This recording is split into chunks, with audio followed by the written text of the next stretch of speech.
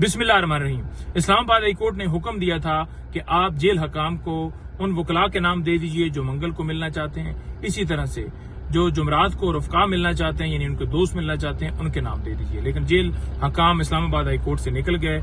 अभी मैं अडयाला जेल आया और दोनों एप्लीकेशन दी, मंगल को वकला वाली और दूसरी एप्लीकेशन जो जुमरात को जो है वो रफका वाली, उसके अंदर नाम जो है वो मेंशन किए गए थे, लेकिन मुझे अंदर जाने नहीं दिया। ना ही मुझसे वो एप्लीकेशन ली हैं।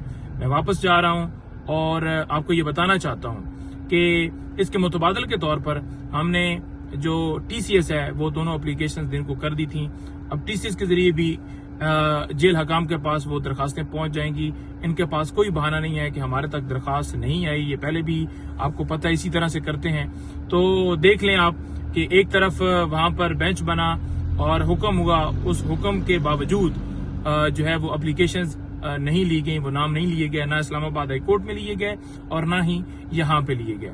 तो अब हम हस्बे मामूल मंगल को वो तमाम लोग जिनके नाम हमने भेजे थे वकला के, वो भी आएंगे और इसी तरह से जुमरात को जो नाम भिजवाए गए हैं वो जुमरात को तमाम रफका आकर यहाँ मुलाकात के लिए हम रजू करेंगे। जी बहुत शुक्रिया।